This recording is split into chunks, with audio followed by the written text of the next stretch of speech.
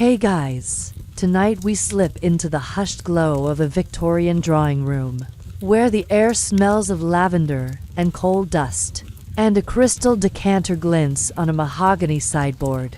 Picture yourself sinking into a velvet armchair, the tick of a mantel clock soft as a heartbeat, as you notice a tiny glass bottle Laudanum, the opium-laced elixir Victorian women sipped like tea. You're here to uncover why this drug became their quiet companion, soothing nerves, numbing pain, and blurring a world of corsets and constraints. Trust me, you probably wouldn't survive the side effects, let alone the social pressure that drove them to it. So, before you get comfortable, take a moment to like the video and subscribe, but only if you genuinely enjoy what I do here. Drop a comment with your city and local time. I love knowing where you're drifting off from. Now, dim the lights. Maybe turn on a fan for that soft background hum. And let's ease into tonight's journey together. You're in this parlor, and the first thing that hits you is the weight of the air. Mid-19th century Britain, a time of empire, industry, and impossibly tight rules for women. Laudanum, a mix of opium and alcohol, wasn't just a medicine. It was a lifeline for ladies from London townhouses to smoky Manchester terraces. You're not here for a quick sip of history, but to dive deep into why women reached for that bottle. There lives a tangle of expectation, illness, and escape. This isn't about scandal, it's about survival. And you're close enough to feel the velvet softness and the drug's bitter pull. Let's start with a mainstream fact. Laudanum was widely used in Victorian England, prescribed for everything, from headaches to female complaints, as noted in medical journals like The Lancet from the 1850s. By the 1860s, it was as common as tea, sold over the counter in pharmacies for pennies.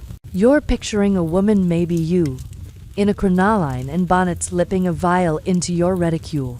Its dark liquid promising relief from a toothache or a sleepless night. The court's buzzing with life outside, but here, in this parlor, it's just you and the bottle. The clock's tick urging you to decide, sip or resist. Now, here's a quirky tidbit.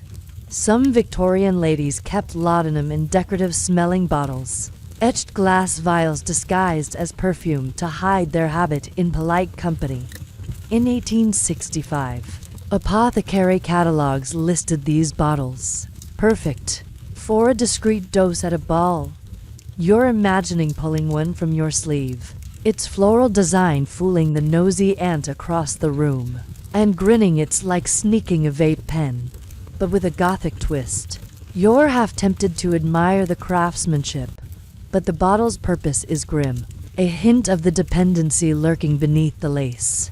But not everyone agrees on why laudanum took hold. Historians still argue whether its popularity was driven by medical overuse or women's need to cope with societal pressures, with no single cause in diaries or pharmacy ledgers. Some point to doctors' ignorance, doling out opium like candy. Others highlight the crushing expectations: marriage, motherhood, modesty that left women desperate for escape.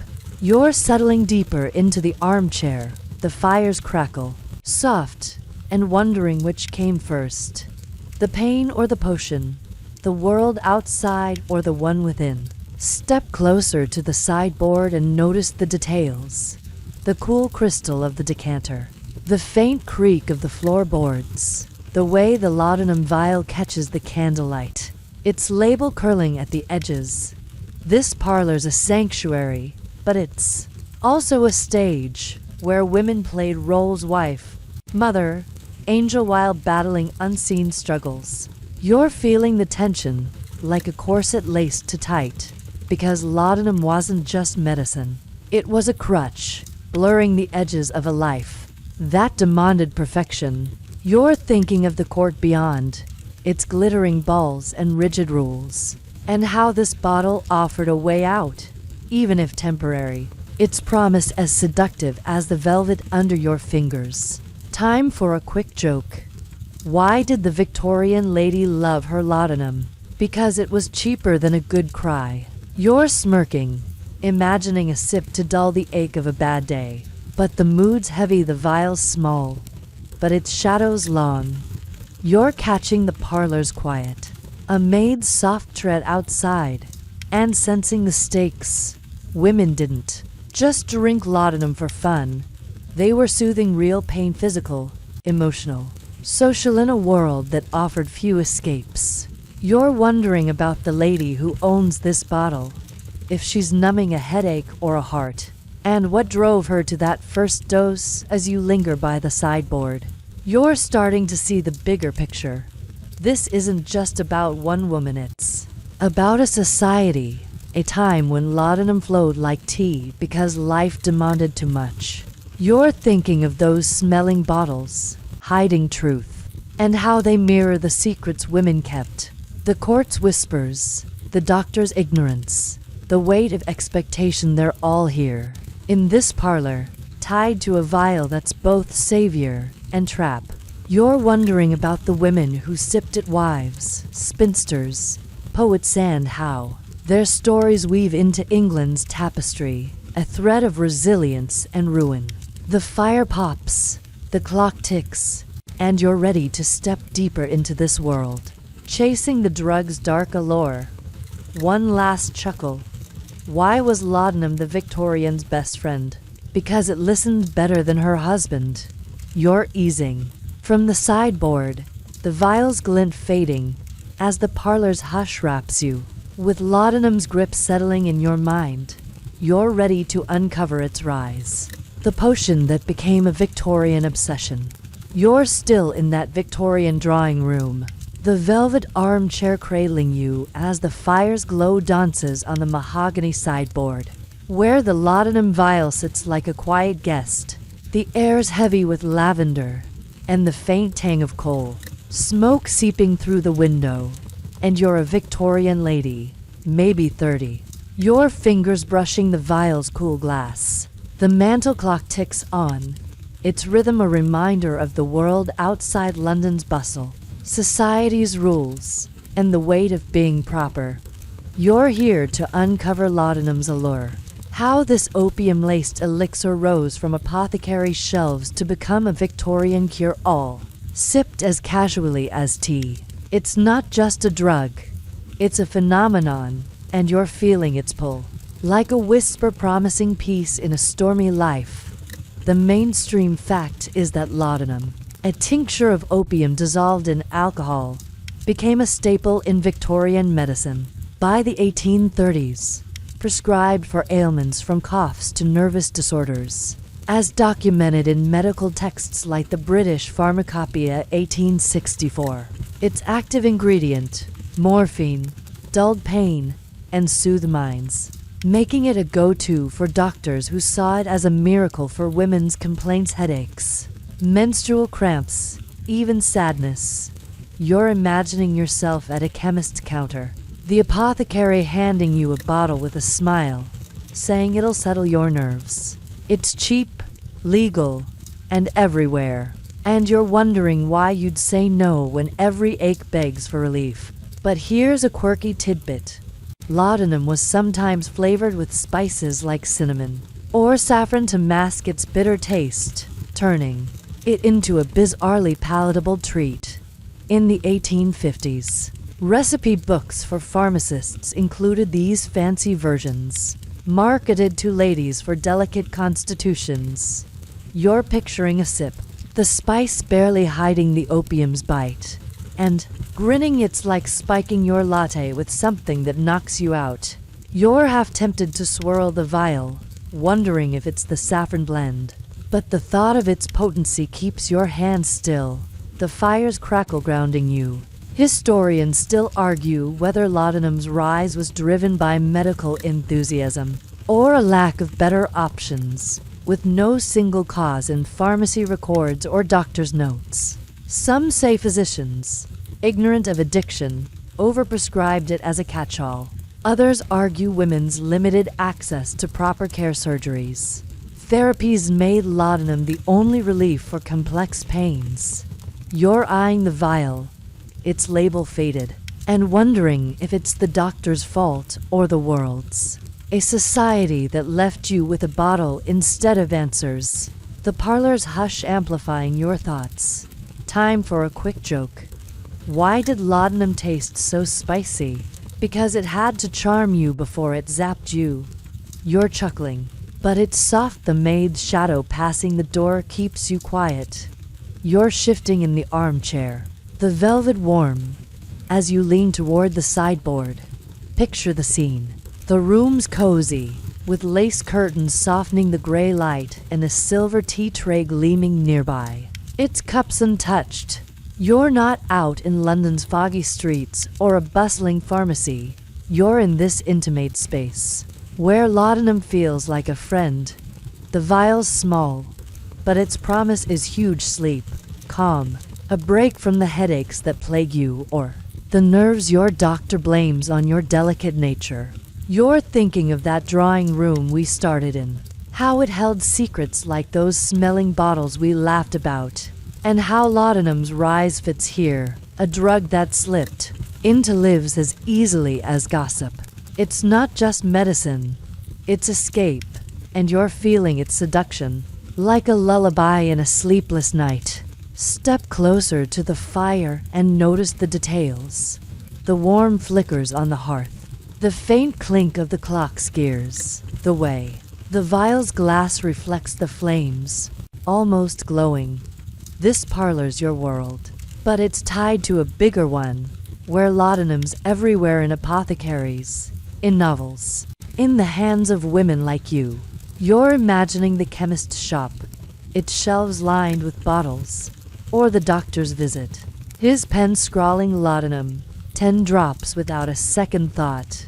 It's so easy to get, so hard to resist, especially when life's a treadmill, sewing, smiling, pleasing a husband, or dodging spinsterhoods.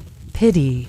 You're wondering why it's called a cure when it feels like a crutch. It's spice alive for the bitterness beneath. Here's another chuckle. Why was laudanum the Victorians' tea? Because it brewed dreams faster than Darjeeling. You're smiling, but it's wary. The vial's promise is tempting, and you're thinking of its risks. Stories of women who sipped too much, their eyes glassy at tea parties. You're also thinking about the bigger picture. Laudanum's rise wasn't just about medicine, it was about a world that pushed women to the edge, where pain wasn't just physical but woven into every expectation. You're remembering those smelling bottles, hiding the drug's truth, and how they mirror the society that hid women's struggles. The court's rules, the doctor's ignorance, they're part of this, making laudanum a necessity, not a choice. As you ease back into the armchair, you're starting to see the bigger picture. This isn't just about a bottle, it's about a culture, where laudanum filled gaps that medicine and mercy couldn't. You're thinking of the women who used it, mothers, poets, maids, and how their need drove its rise. Each dose a rebellion against a world that demanded too much. You're wondering about the lady who owns this vial, if she's fighting a migraine or a marriage, and what keeps her reaching for it. The fire pops, the clock chimes, and you're carrying this dark allure, ready to explore the pressures that made laudanum her tea, the weight of a Victorian woman's life. One last joke to ease us forward. Why did laudanum love the parlor? Because it soothed more secrets than the sofa. You're rising from the chair, the vial's shadow lingering, as the room's warmth fades, with laudanum's rise heavy in your mind. You're ready to dive into the societal expectations that drove women to its embrace.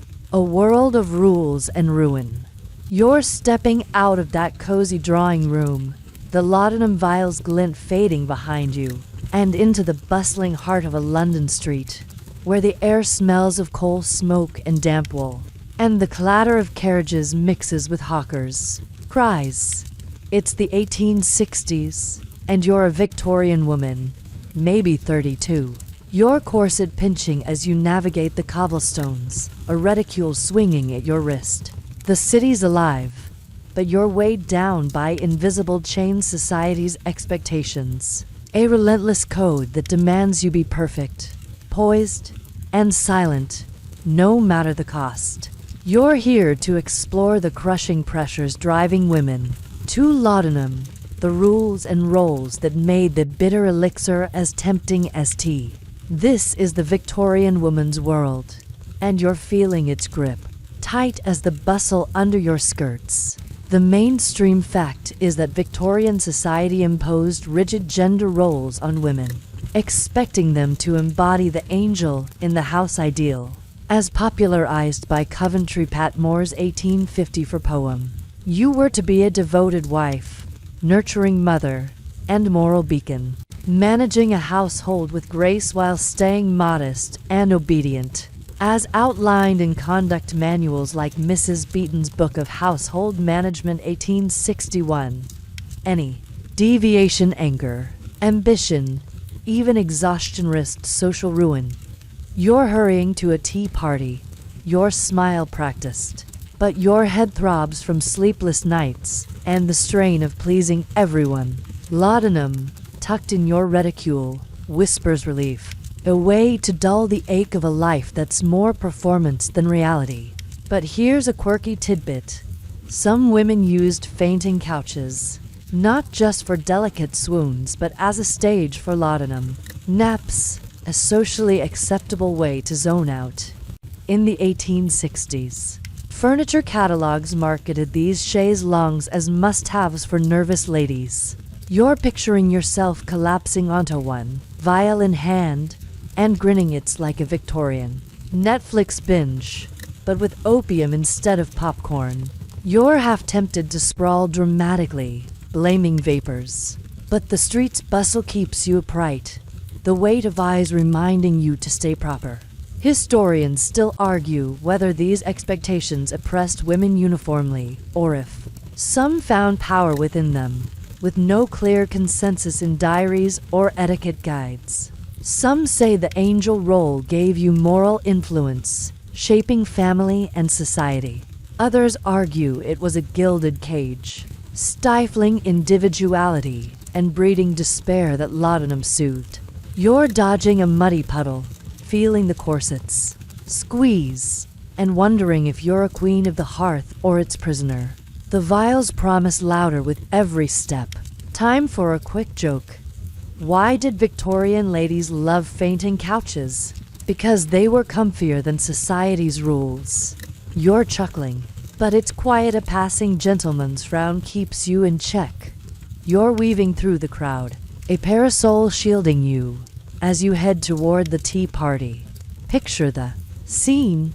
The streets a whirl of top hats and hoop skirts, with shop signs creaking and a newsboy shouting about Parliament. You're not in that drawing room with its laudanum vial or a chemist's shop. You're in society's spotlight, where every move is judged.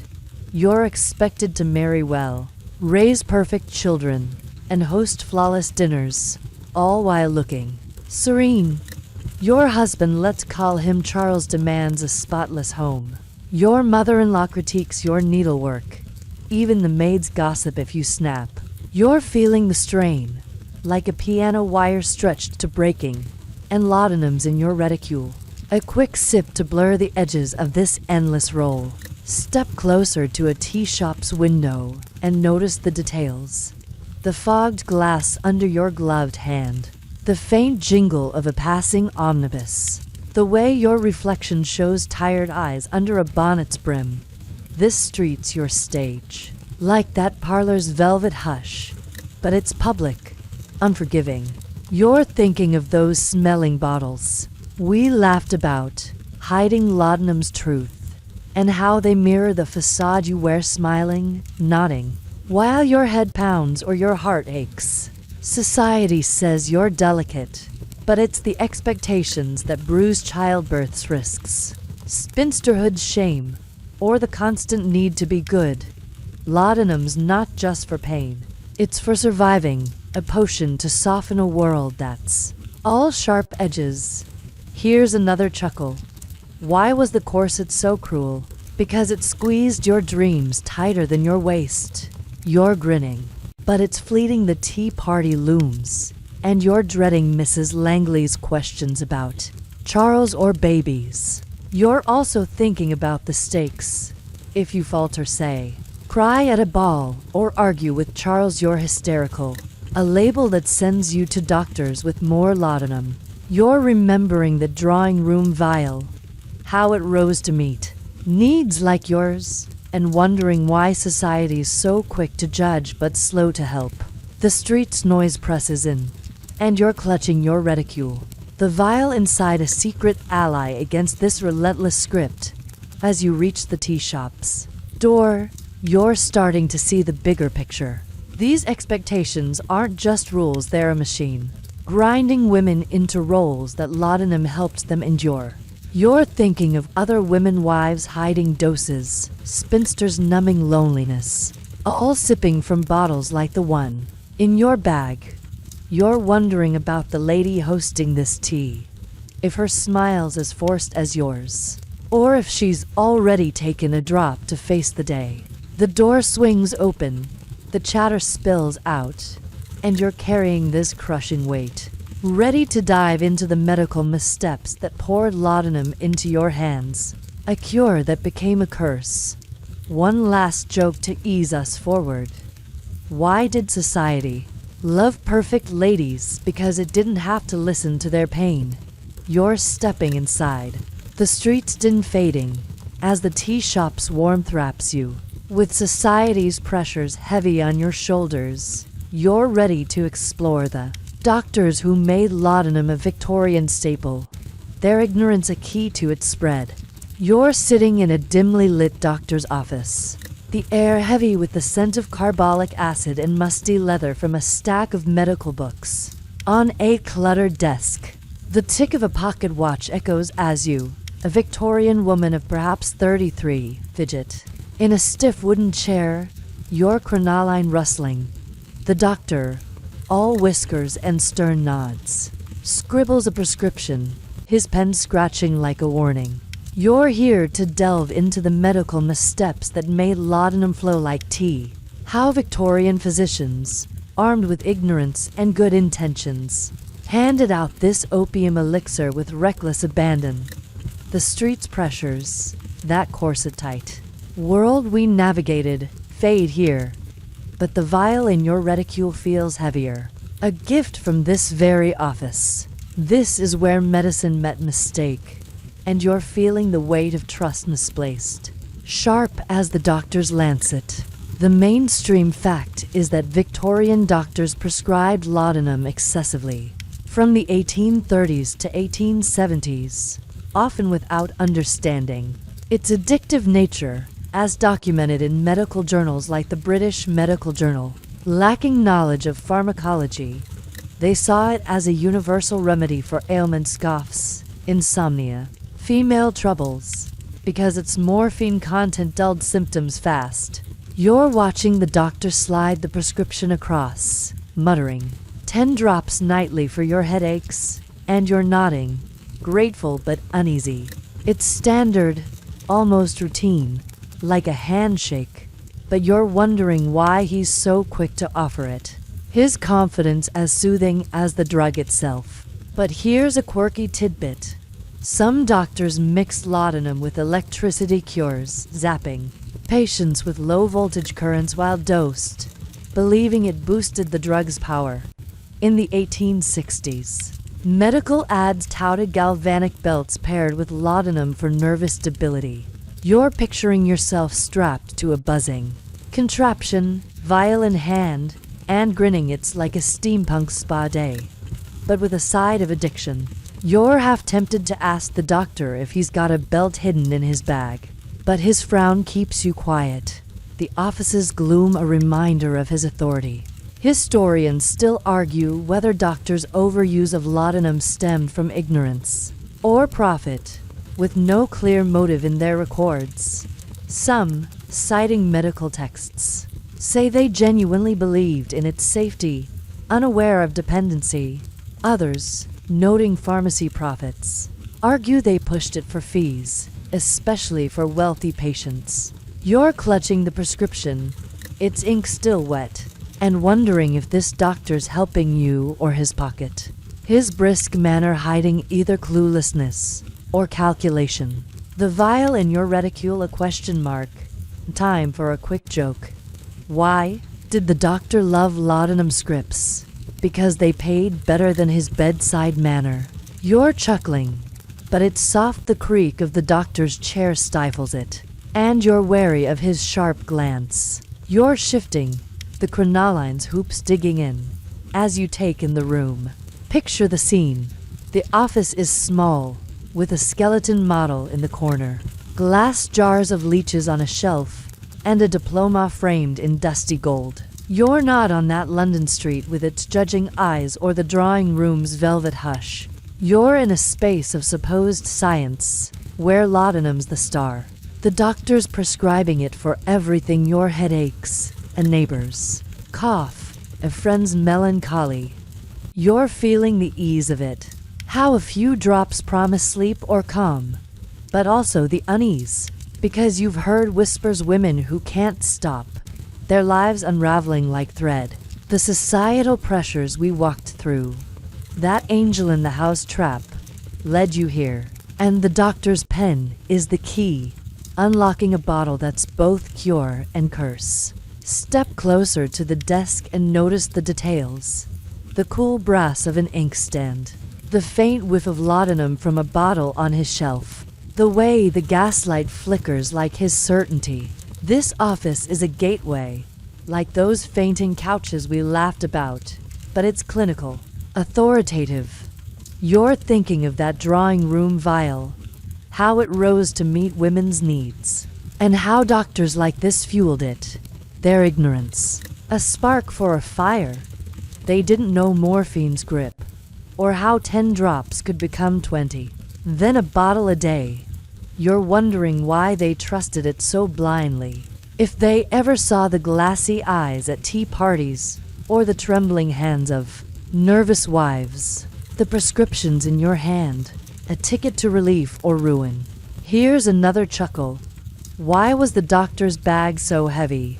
Because it carried laudanum and his bad advice.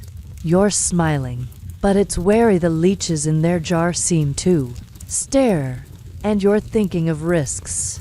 You're also connecting these. The street's expectations, marriage. Modesty pushed you here, where medicine offered laudanum instead of answers. You're remembering those smelling bottles, hiding the drug's truth, and how they mirror the doctor's confidence, hiding his errors. This office is a cog in the machine, turning women's pain into doses. And you're wondering about the lady who'll take this prescription, if she'll sip it for her head or her heart, or both. As you rise from the chair, you're starting to see the bigger picture.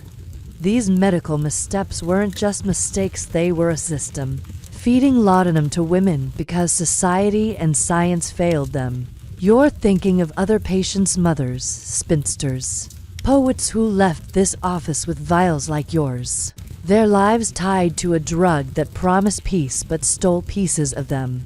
You're wondering about the doctor, if he ever doubts his pen, or if he's too busy to notice the ruin trailing his scripts. The gaslight dims, the pocket watch ticks, and you're carrying this reckless trust, ready to probe the hysteria label that justified laudanum's flood. A diagnosis as murky as the drug itself. One last joke to ease us forward. Why did laudanum love doctors? Because they gave it more fans than tea parties. You're slipping from the office, the prescription tucked away, as the door clicks shut. With the doctor's missteps heavy in your mind, you're ready to explore the hysteria, craze, the myth that sent women running for their vials.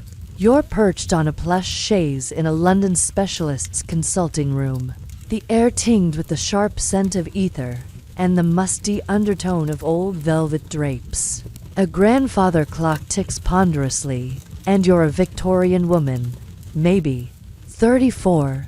Your gloved hands clasped tightly as the doctor, spectacles perched on his nose, flips through a notebook labeled nervous cases. He's just pronounced you hysterical, a word that lands like a stone, and suggests laudanum to calm your nerves. The streets bustle, and the doctor's office prescriptions fade into this new label, one that's pushing that vial in your reticule closer to your lips. You're here to probe the dubious diagnosis of hysteria, the catch-all term that fueled laudanum's use among Victorian women, turning their pain into a medical myth. This is where science dressed up society's biases, and you're feeling the sting of being misread, sharp as the clock's chime. The mainstream fact is that hysteria was a widely used diagnosis for Victorian women from the 1840s to 1880s, applied to symptoms ranging from anxiety to fatigue.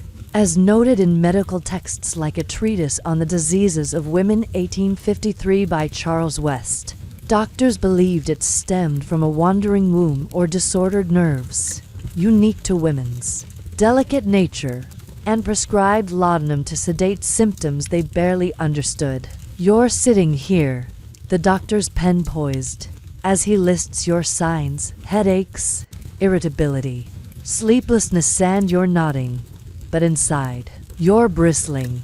It's not just your body, it's your life corsets, childbirth, Charles's demands that's fraying you. Yet hysteria's the label, and laudanum's the fix, as routine as a teacup's clink. But here's a quirky tidbit. Some doctors staged hysteria displays at medical lectures, dosing women with laudanum to showcase their cured calm before crowds. In the 1860s, teaching hospitals like Guy's in London featured these shows, with patients paraded like actors. You're picturing yourself on that stage, vial in hand, eyes heavy as students applaud, and grinning. It's like a Victorian reality show, but with opium instead of votes. You're half tempted to fake a swoon just to see the doctor's reaction, but his stern gaze keeps you still, the room's weight anchoring you. Historians still argue whether hysteria was a genuine medical attempt to address women's health, or a tool to control them, with no clear intent in physicians' records.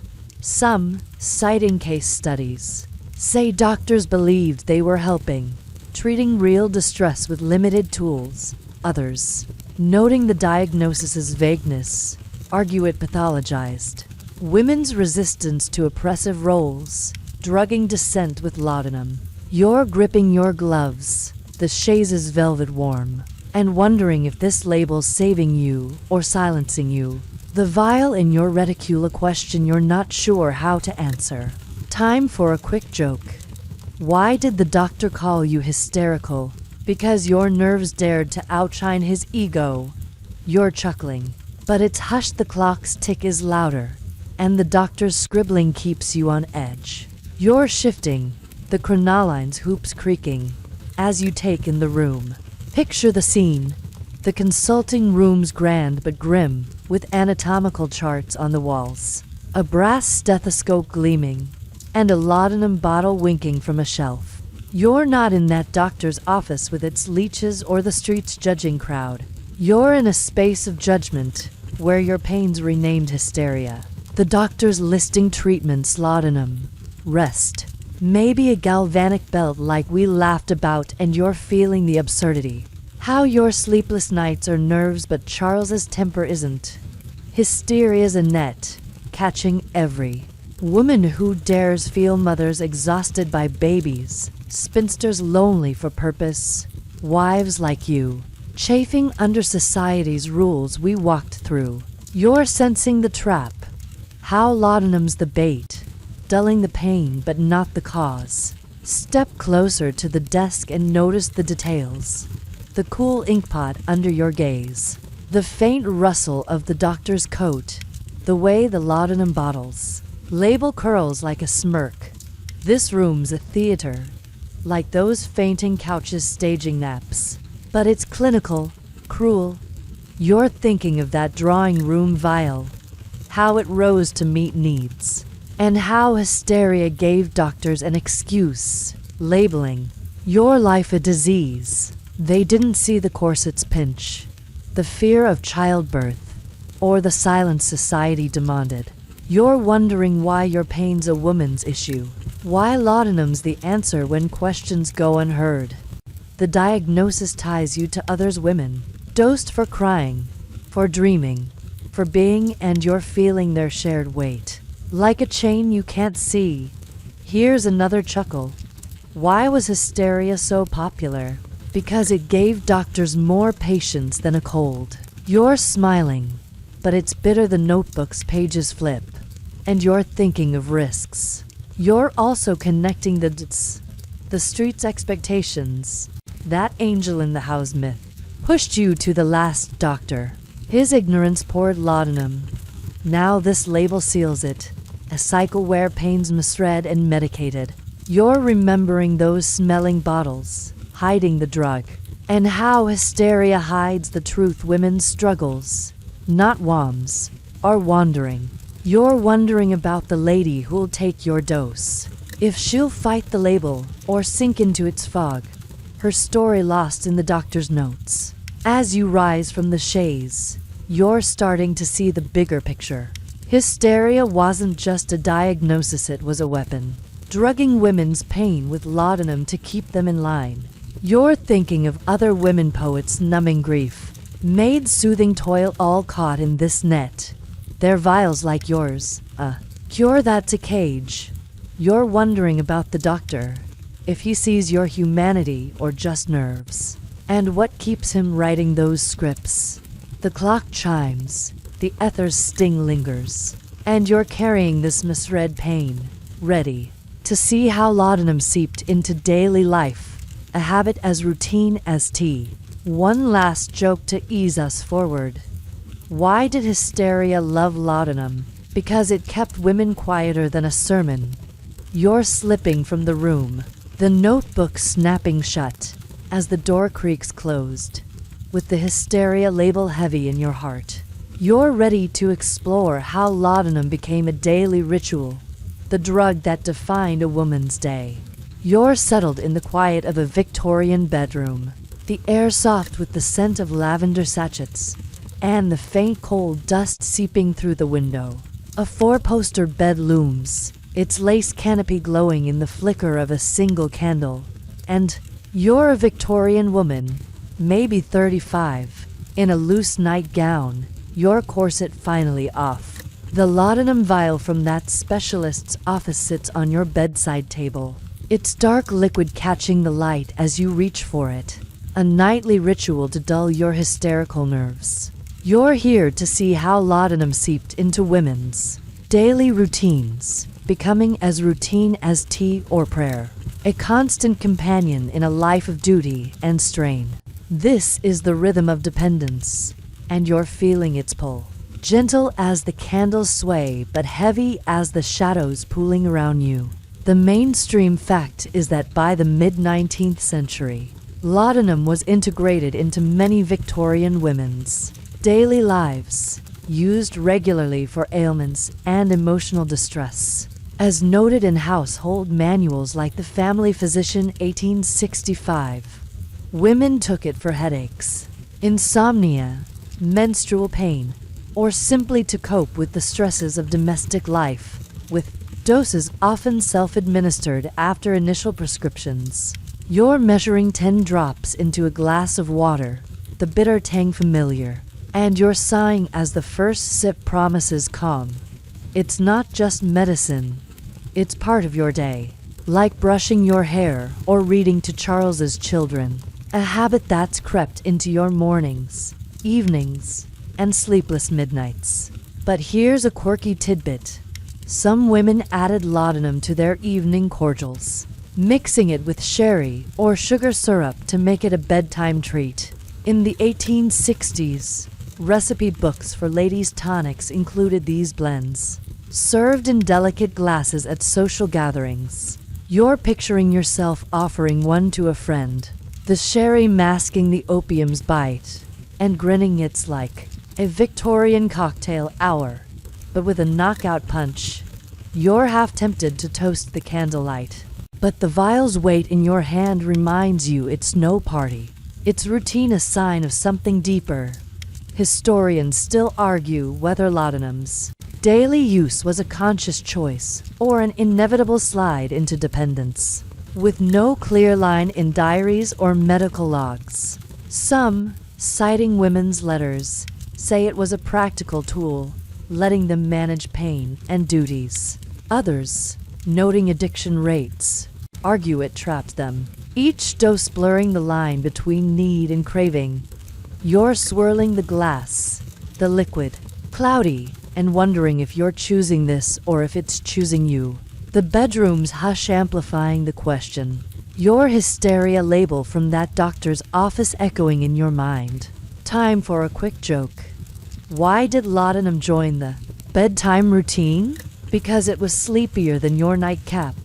You're chuckling, but it's soft. The creak of the bed frame stifles it, and you're wary of waking Charles in the next room. You're easing onto the bed, the mattress soft, as you take in the scene. Picture the scene.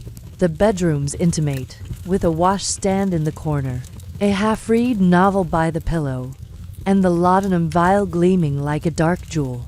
You're not in that consulting room, with its hysteria verdict or the London streets bustle. You're in your private world, where laudanum's woven into the fabric of your day. You take a dose at dawn for a migraine, another at noon, to steady your nerves before Charles's guests arrive. And now this, to sleep through the ache of a long day. It's as normal as tea, like we saw in that drawing room. But it's also a ritual, each drop a step deeper into reliance. The societal pressures we walked through making it feel necessary. Step closer to the bedside table and notice the details. The cool glass under your fingers, the faint rustle of the canopy, the way the candle's flame dances like your thoughts. This bedroom's your sanctuary, like those fainting couches we chuckled about. But it's also a mirror, reflecting a life where laudanum's a constant. You're thinking of that doctor's prescription, how his ignorance poured this drug into your hands, and the hysteria label, turning your stress into a disease.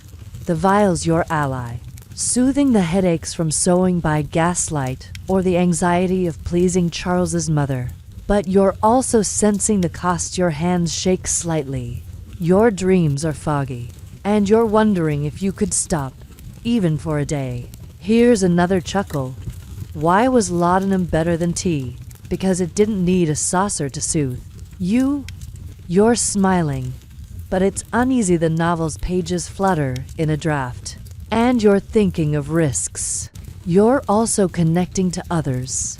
The street's corset-tight rules, the doctor's pen.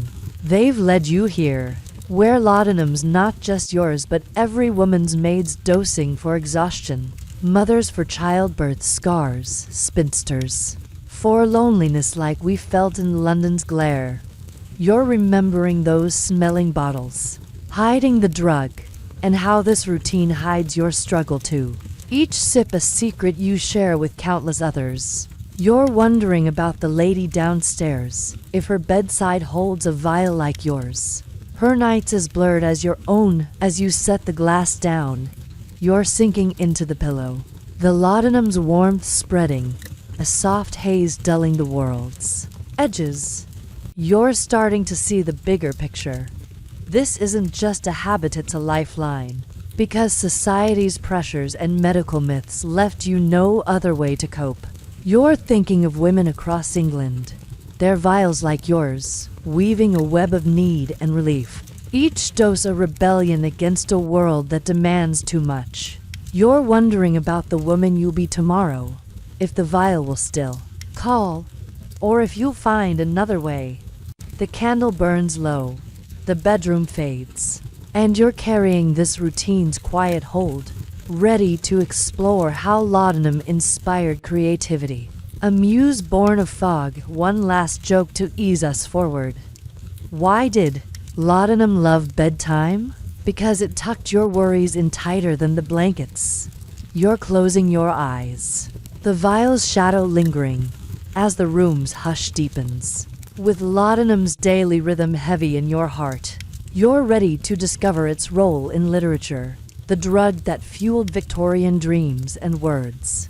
You're curled up in a cozy study, the air rich with the scent of ink and old paper, as a gas lamp casts a warm glow over a cluttered desk piled with manuscripts. The faint hum of London's night drifts through the window, and you're a Victorian woman, maybe 36, your nightgown loose as you clutch a quill, words spilling onto the page in a feverish blur. The laudanum vial from your bedside, that nightly ritual we sipped, sits nearby, its bitter tang still on your tongue, fueling this burst of creativity. You're here to discover laudanum's role as a muse in Victorian literature, how it shaped the dreamy, haunting works of women writers, turning their drugged haze into poetry and prose. This is where pain met art, and you're feeling the spark, wild as the shadows dancing on the walls. The mainstream fact is that laudanum influenced many Victorian writers, including women like Elizabeth Barrett Browning and Christina Rossetti, who used it for health issues and found it sparked their imagination, as noted in their letters and biographies from the 1850s-60s. The drug's morphine dulled pain but also induced vivid dreams and altered states, inspiring works like Rossetti's Goblin Market, with its lush, feverish imagery. You're scribbling a poem now, the laudanum's warmth loosening your thoughts, and you're marveling at how it paints your words in colors you didn't know. Moonlit rivers, whispering goblins. It's not just medicine, it's a key, unlocking a world where your hysterical heart, labeled in that doctor's office, sings free. But here's a quirky tidbit. Some women writers hid laudanum in ink bottles to disguise their doses, as literary fuel, fooling family or servants. In the 1860s, apothecary ads offered these decoy bottles, etched with quill designs for discretion. You're picturing one on your desk, its opium-laced ink winking in the lamplight, and grinning. It's like a writer's secret handshake, sneakier than those smelling bottles we chuckled about. You're half tempted to dip your quill in it for effect, but the poem's flow keeps you writing. The drug's haze your silent partner. Historians still argue whether laudanum enhanced creativity or merely reflected writers' pain, with no clear line in their works or journals. Some, citing Rossetti's vivid verses, say it unlocked genius, letting women express forbidden emotions. Others, noting Browning's dependency, argue it muddled their talent, trapping them in addiction's fog. You're pausing, quill hovering, and wondering if this poem's brilliance is yours or the laudanum's. The study's hush amplifying the question, the societal pressures we felt on London streets echoing in your need for this muse. Time for a quick joke. Why did laudanum love poets? Because it rhymed better than their tea.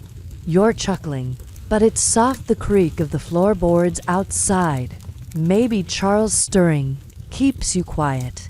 You're leaning over the desk, the manuscript's ink still wet, as you soak in the scene. Picture the scene. The study's intimate, with shelves of leather-bound books, a half-burned candle, and a velvet curtain swaying in the draft. You're not in that bedroom with its nightly dose or the specialist's hysteria verdict. You're in a space of creation where laudanum's a silent co-author. Your poem weaves dreams, orchards dripping with forbidden fruit, shadows, whispering secrets, its rhythm pulsing with the drug's haze. You're feeling the freedom, how it lets you say what society, those street rules we walked, forbids. Anger, longing, fear. Writers like you, Browning with her sonnets, Rossetti with her goblins, used laudanum to blur the line between pain and art. Their words a rebellion against the corset-tight world we navigated. Step closer to the desk and notice the details. The cool quill in your hand, the faint scratch of ink on paper, the way the laudanum vial's shadow stretches like a dream. This study's your haven, like those fainting couches staging escapes, but it's alive. A canvas for your soul. You're thinking of that bedtime ritual, how laudanum's daily seep became your muse, and the doctor's ignorance, pouring it for hysteria without a care. The drug's not just soothing, it's unlocking, letting you write what you can't speak, like the ache of Charles's coldness, or the loneliness of nights unshared. You're wondering if other women poets, novelists are writing tonight. Their vials glowing, their words a mirror to your own. Here's another chuckle. Why was the poem so dreamy? Because laudanum scripted better lines than Charles. You're smiling, but it's wistful. The manuscript's pages pile up, and you're thinking of costs. You're also connecting to the world beyond. The street's expectations, the hysteria. Label, they've led you here, where literature's your defiance, laudanum your spark. You're remembering those evening pills, how they hid doses like your ink bottle hides truth, and how this creativity hides pain. Each verse a cry from the women we've met, wives, mothers, spinsters, all bound by the same drug. You're wondering about Rossetti, if her goblins came from laudanum's fog, or Browning, if her love poems burned brighter for it. As you set the quill down, you're sinking into the chair, the laudanum's haze softening the room's edges. Your poem a fragile light against the dark. You're starting to see the bigger picture.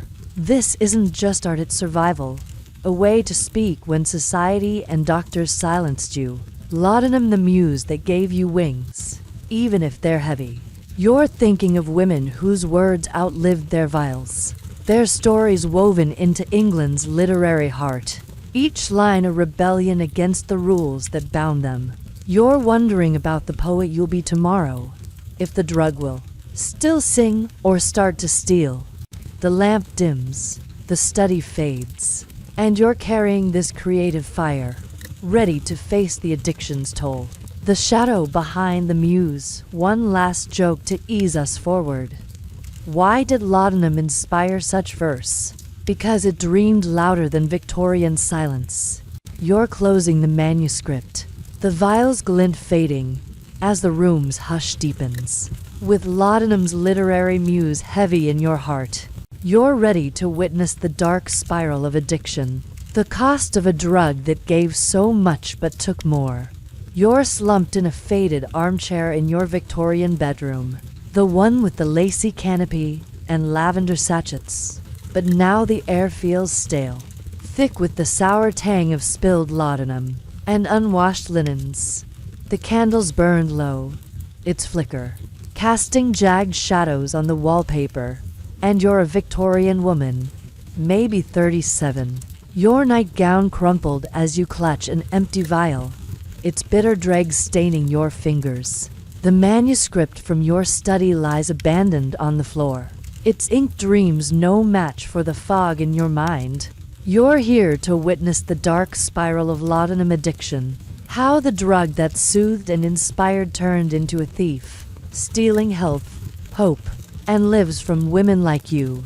This is the shadow behind the muse, and you're feeling its grip, heavy as the silence swallowing the room. The mainstream fact is that laudanum addiction was widespread among Victorian women by the 1860s, with many developing dependence after prolonged use for medical or emotional relief, as documented in medical reports like those in The Lancet. The drug's morphine-hooked users, requiring larger doses for the same calm, leading to physical and mental decline, tremors, confusion, even death from overdose. You're staring at the empty vial, your hands shaking as you crave another drop, and you're realizing it's not just for headaches anymore. It's for everything: Charles's coldness, the children's cries, the weight of that hysteria label we heard in the doctor's office. The drug's no longer a choice. It's a chain, and you're caught, each sip pulling you deeper. But here's a quirky tidbit. Some women hid their addiction with laudanum lozenges, opium-laced candies sold as breath fresheners to mask their habit in public. In the 1860s, confectioners' ads in the ladies' newspaper pitched these as soothing pastilles for ladies. You're picturing popping one at a tea party, its sugary shell hiding the drug, and grinning. It's like sneaking a shot in. A sweet wrapper, bolder than those ink bottles we laughed about in the study. You're half wishing you had one now, to ease the ache in your bones. But the vial's dry, and the craving's a beast, clawing at your thoughts. Historians still argue whether laudanum addiction was a personal failing or a systemic trap, with no clear blame in medical or personal accounts. Some, citing women's diaries, say users could have resisted with willpower, pointing to those who quit. Others, noting the era's ignorance and easy access, argue society, doctors, pharmacists, social pressures set women up to fall, making dependence inevitable. You're rocking in the armchair, the room spinning, and wondering if you're weak or just human. The societal rules we felt on London streets, and the doctor's prescriptions, piling guilt on top of need, the vial's emptiness a mirror to your own. Time for a quick joke. Why did laudanum stick so close? Because it hugged tighter than your corset. You're chuckling, but it's hollow. The bed's creak as you shift drowns it, and you're wary of waking the household. You're gripping the vial. It's glass cold. As you take in the scene, picture the scene. The bedroom's a wreck, with a tipped glass on the table, a half-eaten biscuit crumbling, and the manuscript's pages scattered like fallen leaves. You're not in that study with its poetic haze or the consulting rooms. Hysteria verdict. You're in a space of collapse, where laudanum's no longer a muse but a master. Your eyes are heavy, your skin clammy, and you're feeling the toll days blur. Meals are forgotten. Charles's voice a distant drone. The drug's taken more than pain. It's taken your clarity, your joy, even the poetry we saw you write. You're thinking of that bedtime ritual, how 10 drops became 20, then a bottle. The societal pressure's wife, mother, angel driving you to need it. The drug a false friend in a world that offered none. Step closer to the bedside table and notice the details. The sticky rim of the spilled glass, the faint moan of the wind outside, the way the candles flame gutters like your resolve. This bedroom's a prison, unlike those fainting couches staging naps. But it's real, raw. You're thinking of that doctor's ignorance, prescribing laudanum without warning, and the hysteria label, turning your life into a disease. Addictions. The cost, stealing the creativity we felt in the study, leaving you hollow. You're wondering about others, women whose vials ran dry, their hands shaking like yours, their lives fading in parlors across England. You're seeing their faces, maids and ladies, all bound by this spiral, the drug a thief in every home. Here's another chuckle. Why was laudanum so sneaky? Because it stole your dreams before you noticed. You're smiling, but it's grim. The manuscript's ink smudges under your foot, and you're thinking of consequences. You're also connecting the dots, the street's rules, the doctor's pen, the literary muse they've led here, where laudanum's no longer a cure but a curse. You're remembering those evening pills, hiding doses like your shame, and how this addiction hides nothing now. Your trembling hands, a truth society ignores. You're wondering about the woman you were, the poet, the wife, and if she's lost to the fog, or if there's a way back. As you sink deeper into the armchair, the laudanum's absence sharpens every ache, your body begging for another dose you don't have. You're starting to see the bigger picture. This isn't just your spiral, it's a generations. Women trapped by a drug that promised peace but delivered chains. Their pain ignored by the world that fed it. You're thinking of those who sank, poets silenced, mothers lost, their stories buried under society's gaze. You're wondering about the woman you'll be if you find another vial, or if you'll fight the fog instead. The candle's nearly out, the room darkens, and you're carrying this heavy toll, ready to explore how class-shaped laudanums reach a divide in the drug's dark hold. One last joke to ease us forward. Why did addiction love the bedroom? Because it locked the door on your dreams. You're letting the vial fall, the room's hush closing in, as the shadows claim you. With laudanum's addiction heavy in your soul, you're ready to compare its grip across class lines, from parlors to slums. You're weaving through the smoky haze of a London slum, where the air reeks of coal ash and the sour tang of open sewers. The cobblestones slick under your worn boots. It's the 1860s, and you're a Victorian woman, maybe 38. Your shawl threadbare, as you clutch a chipped mug, its contents laudanum, bought for a penny burning your throat. The din of crying babies and shouting hawkers surrounds you, a far cry from the velvet parlor or the poet's study. You're here to compare laudanum's reach across class divides. How this drug gripped women from grand townhouses to crumbling tenements. Its promise of relief universal, but its impact shaped by wealth and want. This is the drug's divided world, and you're feeling its weight, raw as the cold biting your fingers. The mainstream fact is that laudanum use spanned all social classes in Victorian England, with both wealthy and working class women relying on it for physical and emotional relief, as noted in pharmacy records and social surveys from the 1860s. Upper-class ladies sipped it for nerves or migraines, as we saw in the drawing room, while factory workers and slum dwellers used it for exhaustion, hunger pangs, or childbirth pain. You're swallowing a bitter gulp, your stomach empty, and you're wincing. It's not the spiced cordial of the elite, but a cheap raw mix from a back alley chemist. Yet it soothes, just like it did for the poet with her manuscript, linking you to women worlds apart, the vial a shared thread in a divided society. But here's a quirky tidbit.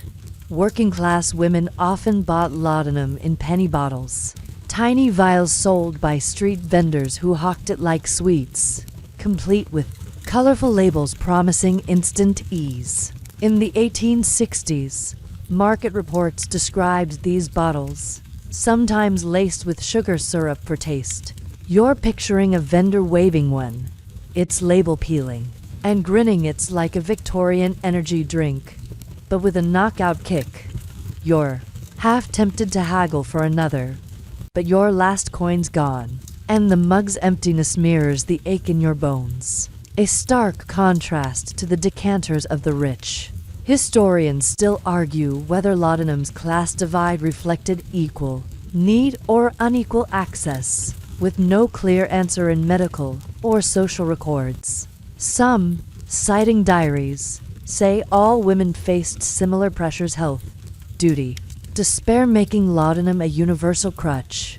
Others, noting slum conditions, argue poverty amplified reliance, with cheaper, riskier doses heightening addictions. Toll, you're leaning against a grimy wall, the mug cold in your hand, and wondering if your pain's the same as that parlor lady's, or if hers is softer, cushioned by wealth. The hysteria label we heard, a luxury you can't afford. Time for a quick joke. Why did laudanum love the slums? Because it was cheaper than a warm meal. You're chuckling, but it's grim. The cough of a child nearby cuts it short, and you're wary of drawing eyes. You're pushing off the wall, the street's chaos pressing in, as you take in the scene. Picture the scene. The slums, a maze of leaning tenements, with laundry flapping like ghosts and a cart creaking under rotten fish. You're not in that bedroom with its empty vial or the study's ink dreams. You're in a world of survival, where laudanum's a penny's escape, Your dose came from a vendor, not a doctor like we saw with his prescriptions. And it's rough, maybe cut with chalk or worse, but it works. Dulling the ache from factory shifts or the hunger gnawing your gut. You're feeling the contrast. The rich lady's laudanum, spiced and discreet, was a ritual. Yours is a gulp between chores. No fainting couch, just a crate to slump on. Yet the need's the same: pain, stress, a life that's too much. Like we felt under society's rules. Step closer to a flickering street lamp and notice the details. The greasy film on your mug, the faint wail of a baby in the alley, the way the lamp's light catches your shawl's frayed threads. This street's your reality, unlike those smelling bottles hiding doses, but it's tied to the same drug. You're thinking of that addiction spiral, how it drained you in the bedroom, and how it's worse here: no money for more, just a craving that claws. Wealthy women had doctors, servants, time to hide their habit. You've got neighbors who'll steal your vial or report you for drunkenness. You're wondering why the drug feels fairer than the world. It's relief blind to class, even if its risks aren't. Here's another chuckle. Why was the penny bottle so small? Because even laudanum knew you couldn't afford more. You're smiling, but it's bitter. A beggar's stare makes you clutch the mug tighter. You're also connecting the threads. The street's pressures, the hysteria myth, the poet's muse they've led here, where laudanum's not art but necessity. You're remembering the doctor's ignorance, fueling addiction, and how it hits harder in the slums, where doses are dirty and overdoses common. You're thinking of other women seamstresses, washerwomen, their mugs like yours, their pain like that parlor lady's but sharper, hungrier. You're wondering if they dream of escape, or if laudanum's all they've got. As you shuffle toward a tenement's door, the laudanum's haze fading, your body aches for another dose. The street's cold seeping in. You're starting to see the bigger picture. This isn't just about class, it's about a drug that leveled pain but deepened divides. Giving relief but taking more from those with less. You're thinking of women across London, their vials or mugs uniting them. Each dose a cry against a world that failed them, rich or poor. You're wondering about the woman you'll be tomorrow, if you'll find another penny or sink deeper into the drug's hold. The lamp dims, the alley narrows, and you're carrying this divided burden, ready to navigate the pharmacies that made laudanum so easy to get, a trade that fed the spiral. One last joke to ease us forward. Why did laudanum cross class lines? Because pain didn't care about your address. You're slipping into the tenement, the street's noise fading as the dark closes in. With laudanum's class divide heavy in your heart, you're ready to explore the pharmacy's lax trade, the open door to addiction. You're standing behind the cluttered counter of a London apothecary shop, where the air is thick with the scent of dried herbs, camphor, and the faint metallic tang of laudanum bottles. Lining the shelves, glass jars glint under flickering gaslight. And you're a Victorian woman, maybe 39. Your shawl damp from the foggy street outside as you slide a few pennies across to the chemist. He hands you a small vial, its label curling, no questions asked. It's the 1860s, and you're here to navigate the lax trade that fueled laudanum's spread.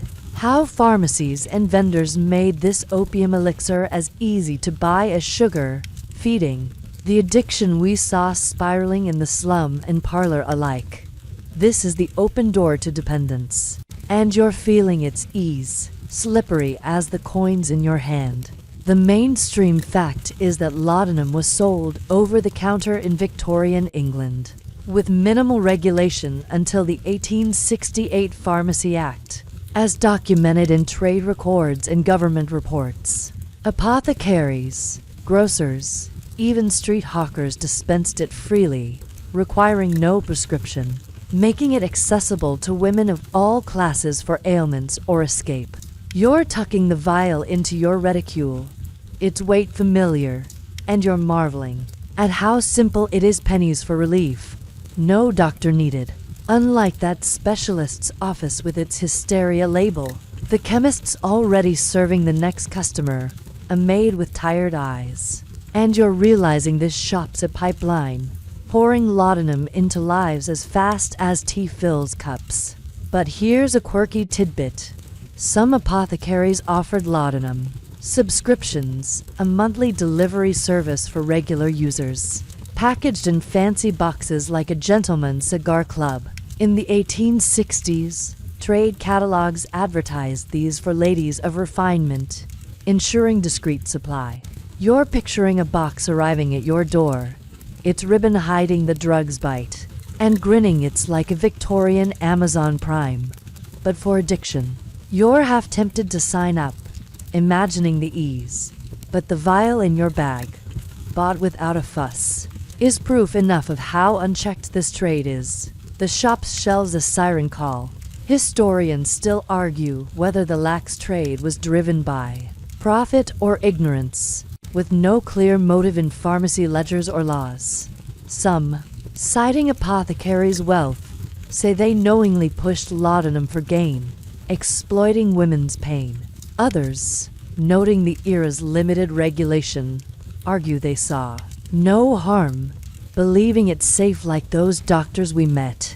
You're eyeing the chemist, his smile brisk as he counts coins, and wondering if he's a businessman or a bystander.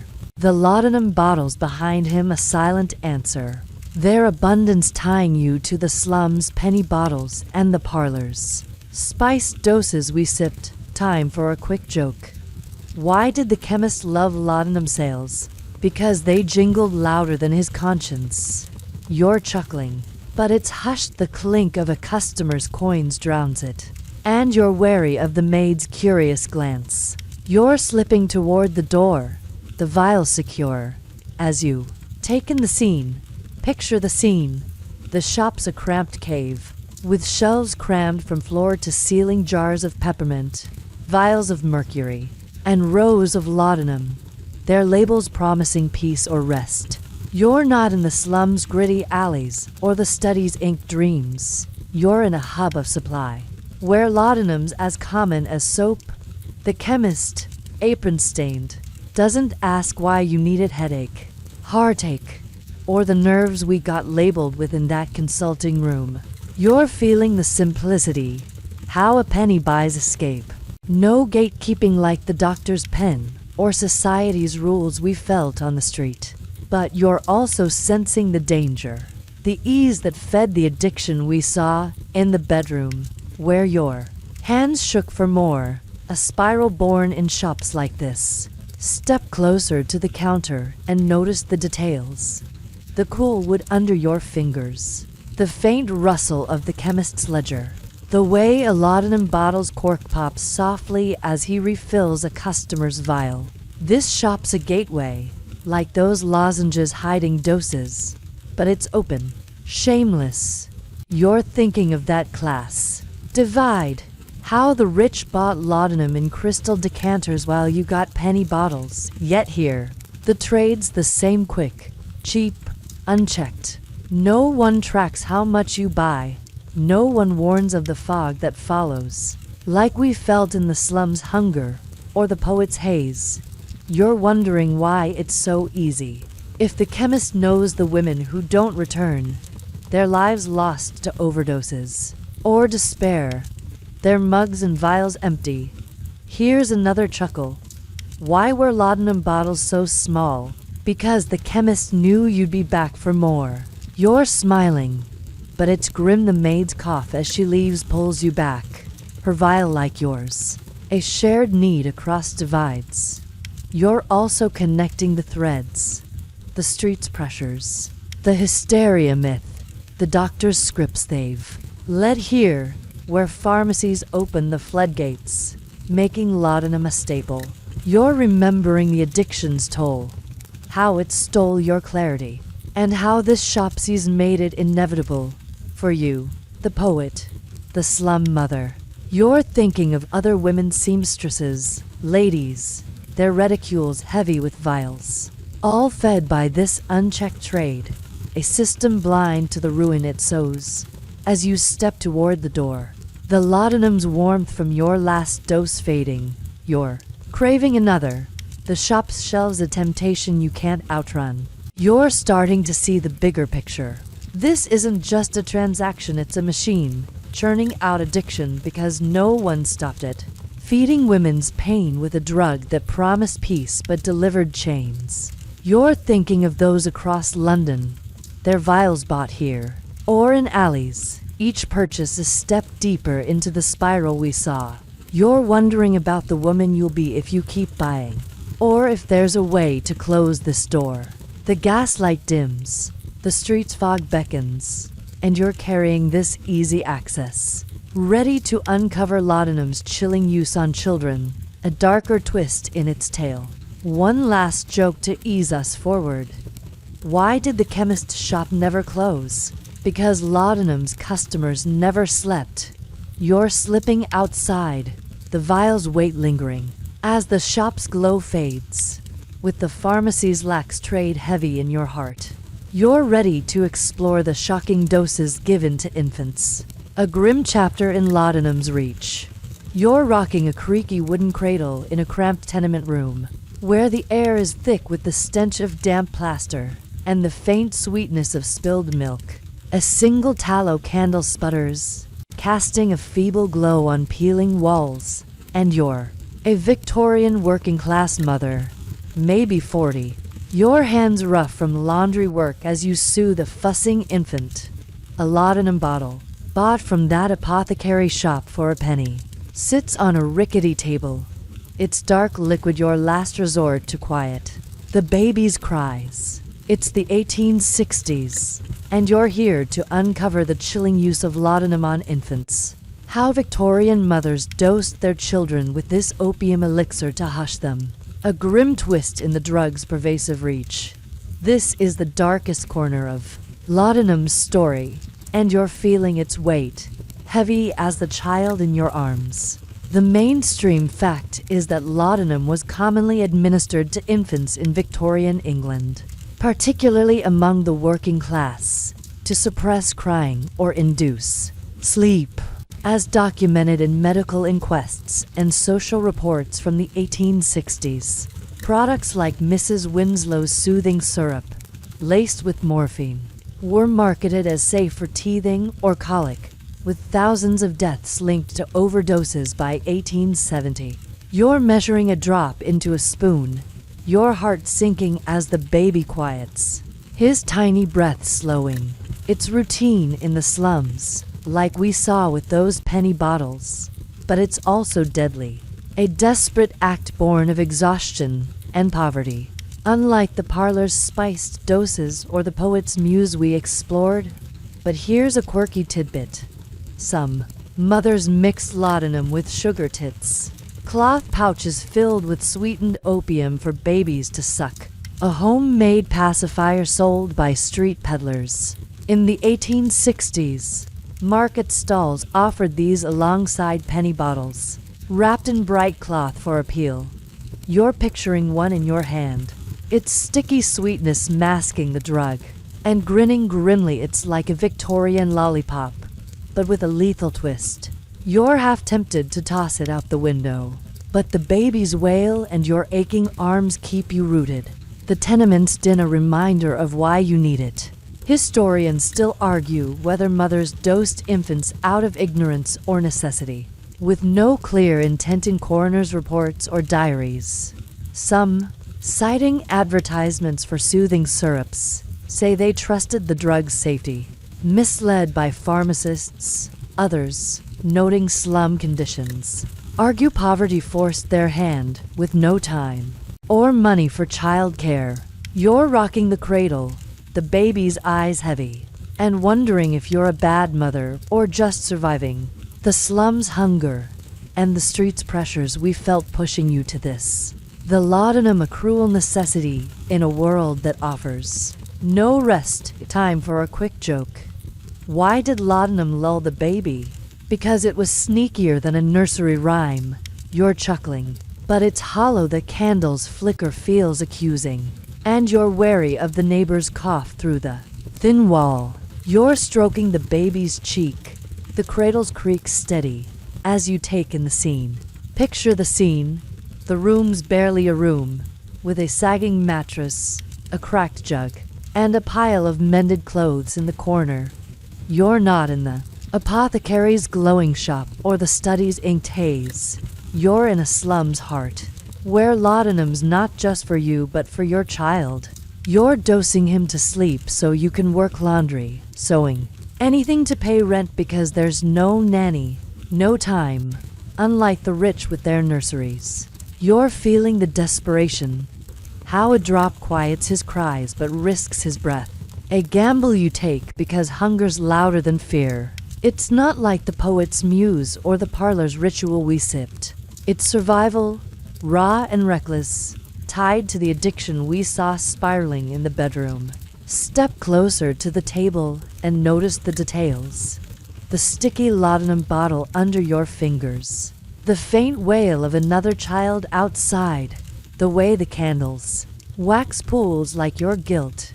This tenement's a trap, unlike those lozenges hiding doses. But it's real, where laudanum's a double-edged sword. You're thinking of that pharmacy's ease, how it sold you this vial without a blink, and the hysteria label, a luxury for richer women. Here, there's no diagnosis, just need. For you, for the baby, the drug a shared curse. You're wondering about other mothers, their cradles like yours, dosing infants to hush the chaos of slums, their hands trembling with the same fear. Will he wake or sleep too long? Here's another chuckle. Why was the sugar tit so sweet? Because it hid the bitter truth of poverty. You're smiling, but it's pain. The baby's breath is soft to soft, and you're thinking of risks. You're also connecting the threads.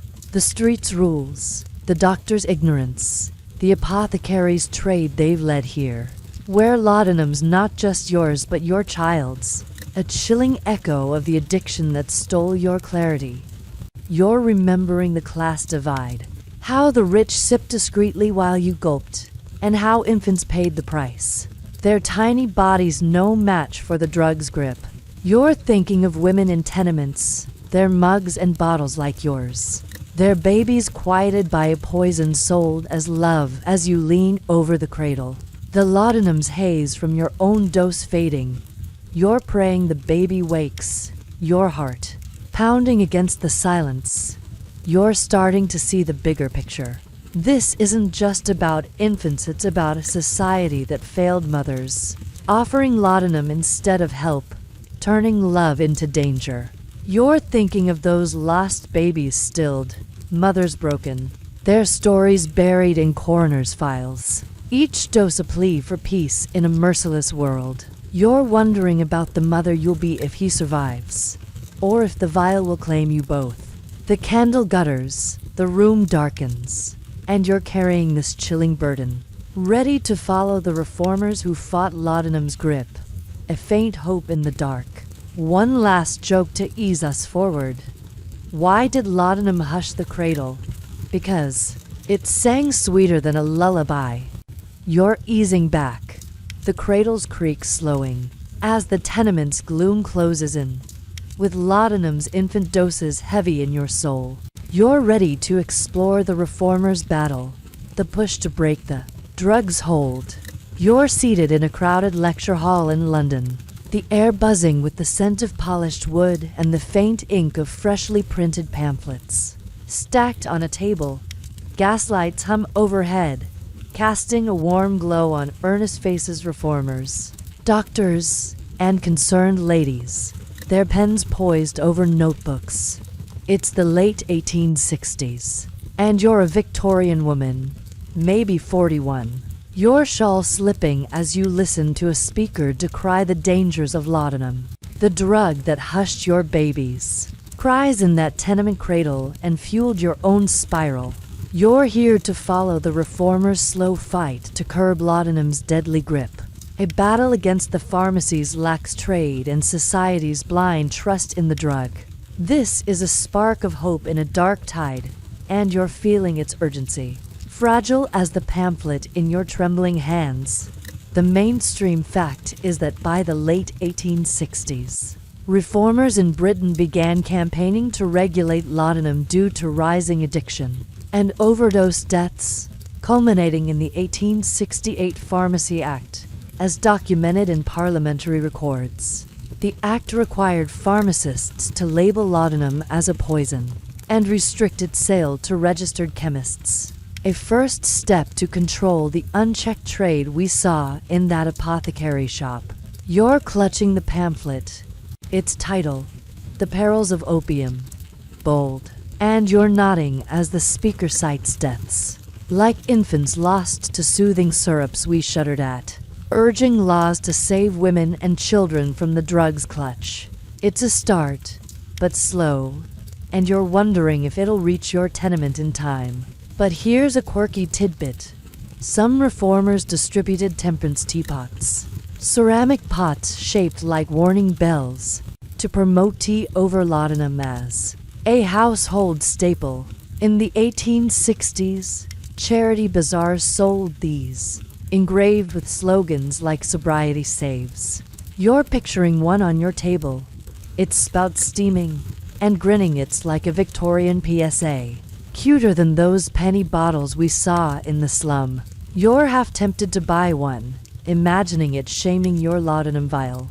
But the pamphlet's grim statistics keep you focused. The hall's fervor a call to action.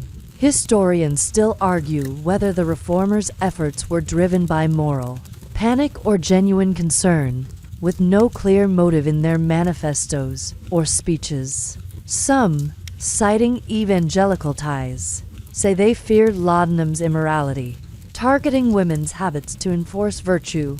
Others, noting medical inquests, argue they aimed to save lives, alarmed by addiction's toll across classes. You're scanning the crowd, spotting a preacher's stern nod and a doctor's furrowed brow, and wondering if they're here for souls or survival. The addiction spiral we felt in the bedroom, and the infant doses we grieved coloring your doubt. The fight's sincerity as murky as laudanum's haze. Time for a quick joke. Why did the reformer love teapots? Because they poured hope instead of opium. You're chuckling, but it's soft. The speaker's voice, sharp with facts, drowns it. And the lady's cough beside you keeps you quiet. You're shifting, the pamphlet crinkling. As you take in the scene, you picture the scene. The hall's packed, with wooden benches creaking under the weight of reformist zeal. A chalkboard scrawled, with overdose figures looming behind the speaker. You're not in the tenement's grim cradle or the apothecary's glowing shelves. You're in a space of change, where laudanum's reign is finally questioned. The speaker, maybe a doctor or a suffragist, lists horror's mothers lost to addiction, babies stilled by syrups, like we saw, their deaths a call to arms. You're feeling the momentum. How reformers are pushing against the doctor's ignorance we met, the societal rules we walked, demanding labels, limits, anything to slow the flood. But its slow chemists resist, profits at stake, and you're sensing the fight's fragility. Like a candle in a draft, step closer to the table and notice the details. The cool paper of the pamphlet, the faint scratch of pens around you, the way the gaslight glints on a temperance teapot displayed like a trophy. This hall's a beacon, unlike those sugar tits dosing infants, but it's embattled, facing a society hooked on laudanum's ease. You're thinking of that pharmacy's open trade, how it fed your vial and your babies, and the addictions toll, stealing your clarity in the bedroom's gloom. Reformers are naming it addiction, not nerves, and you're wondering if their laws will reach the slums, where pennies buy death, or the parlors, where ladies sip discreetly, like we saw. across class divides. You're hoping for change, but fearing it's too late for you. Your hands still craving the vial's weight. Here's another chuckle. Why was the reform meeting so loud? Because it shouted over Laudanum's whispers. You're smiling, but it's wary. The speaker's call for signatures pulls you back. A petition to Parliament. You're also connecting the threads. The street's pressures, the hysteria myth, the apothecaries' ease they've led here, where reformers fight the system that made laudanum a staple. You're remembering the poet's muse, how it birthed beauty before breaking her, and the slum mother's cradle, where love turned lethal. You're thinking of women signing petitions, their hands steady or shaking, all tied by the drug's grip, their fight a mirror to your own, however faint. As you rise to add your name, the laudanum's absence from your last missed dose sharpens. Your nerves, the hall's hope a flicker against your fog. You're starting to see the bigger picture. This isn't just a law, it's a lifeline, a chance to break laudanum's hold on women.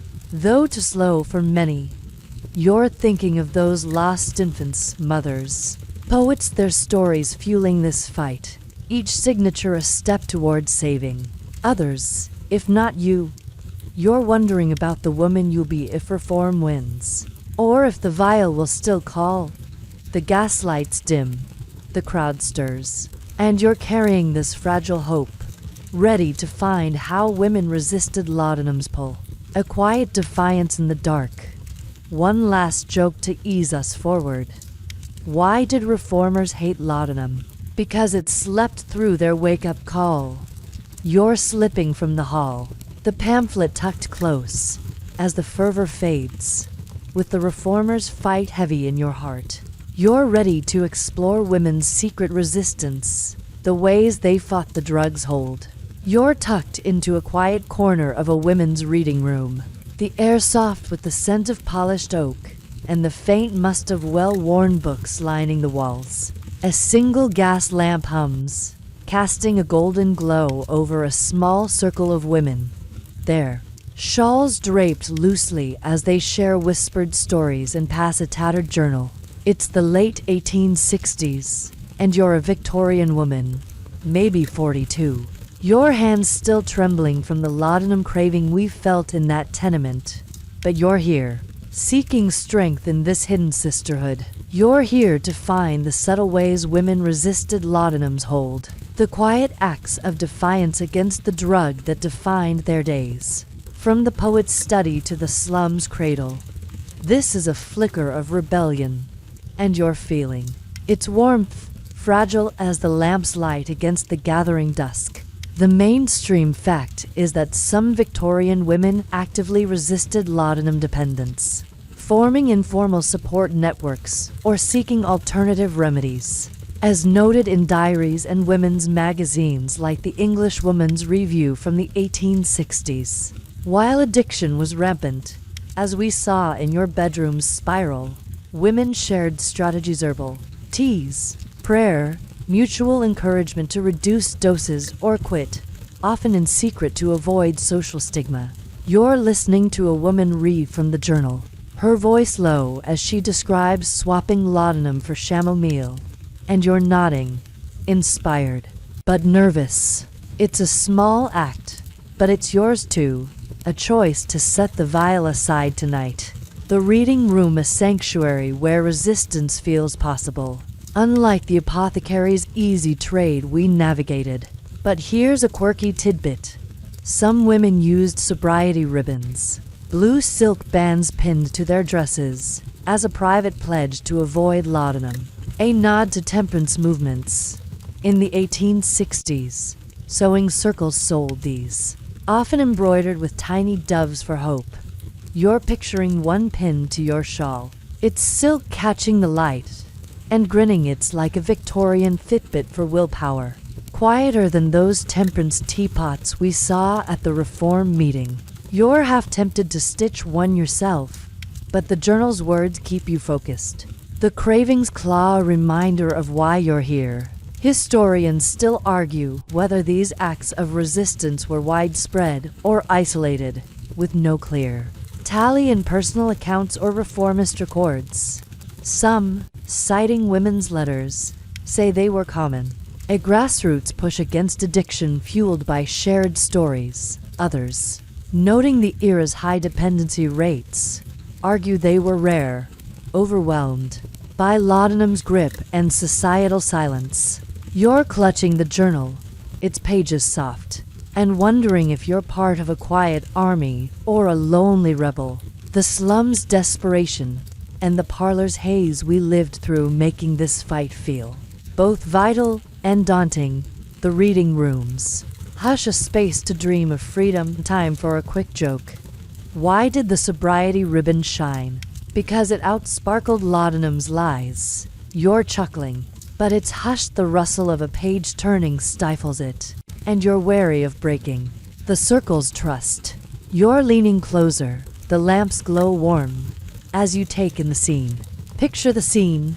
The reading room's intimate, with velvet chairs, a low table strewn with teacups, and a bookshelf crammed with novels and tracts. You're not in that tenement with its dosed cradle, or the lecture hall's reformist zeal. You're in a haven where women resist laudanum's pull together. A friend, let's call her Eliza, shares how she cut her dose by half, using lavender oil for sleep. Her voice a lifeline. You're feeling the courage. How these women, from maids to matrons, defy the drug that fueled the poet's verses we wrote and the slum mother's survival. It's not loud, no petitions like the reformers, but it's real, a whisper against the societal rules, the hysteria label, the pharmacies' ease we've walked through. Step closer to the table and notice the details. The smooth teacup in your hand, the faint scratch of Eliza's pen in the journal, the way the lamp's light catches a sobriety ribbon on her shawl. This room's a refuge, like those lozenges hiding doses, but it's honest, a place to unmask pain. You're thinking of that addiction's toll, how it stole your clarity, and how these women fight it, not with laws but with shared strength. They trade tips, ginger tea for nerves, walks for sleeplessness, small but radical in a world that offered laudanum instead of care. You're wondering about others, seamstresses in slums, ladies in parlors resisting in secret their ribbons, or journals like yours, a defiance the doctors we met never saw. Here's another chuckle. Why did women share their journals? Because laudanum couldn't read their resolve. You're smiling, but it's tender. Eliza's story of quitting, her hands steady, pulls you back. You're also connecting the threads. The street's corset tight expectations, the hysteria myth, the apothecary's vials they've led here, where women reclaim their lives, drop by drop. You're remembering the infant doses, the chilling cost, and how resistance could have saved those babies. Or the poet's muse, lost to the fog we felt. You're thinking of women across London, their quiet fights like this one, each refusal a blow against the drug that bound them, their strength a mirror to your own. However shaky, as you set the teacup down, the laudanum's absence sharpens your nerves, but Eliza's hand on yours steadies you, the journal's pages a promise to try.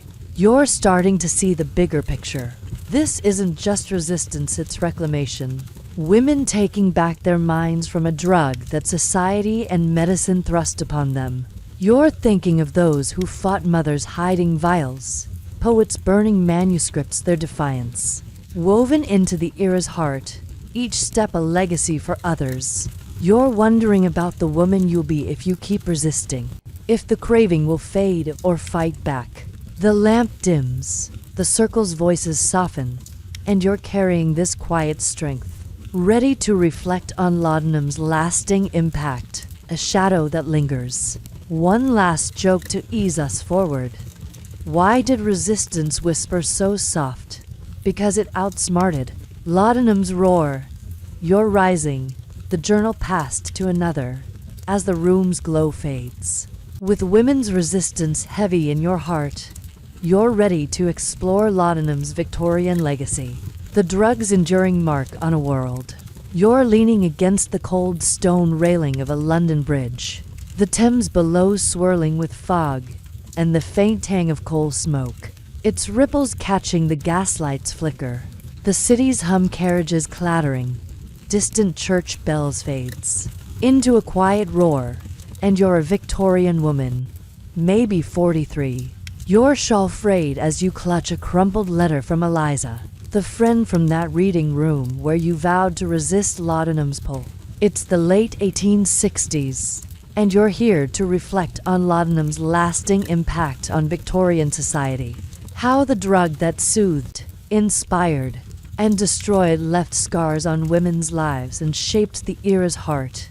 This is the shadow it cast, and you're feeling its weight, heavy as the river's current, pulling you back to the vial's bitter promise. The mainstream fact is that laudanum's widespread use in Victorian England, peaking in the 1860s, had profound social and cultural effects, as noted in medical reforms and literature from the period. Its role in addiction, overdoses, and infant deaths, like those we grieved in the tenement, spurred regulatory changes, like the 1868 Pharmacy Act we saw reformers push, while its influence on art, from Rossetti's poems to Dickens's prose, wove it into the era's identity. You're gazing at the Thames, its waters dark as the laudanum you once sipped, and you're sensing its mark on families broken, on voices silenced, on a society that leaned on a drug to mask its flaws, from the parlor's haze to the slums. Despair. But here's a quirky tidbit. Some Victorians believed laudanum left ghostly traces, claiming users' spirits lingered in homes, their opium dreams haunting mirrors or furniture. In the 1870s, spiritualist pamphlets described seances to contact laudanum rates, especially in houses where overdoses occurred. You're picturing a medium at your tenement, calling your name, and grinning. It's like a Victorian ghost story, spookier than those sobriety ribbons we saw in the reading room.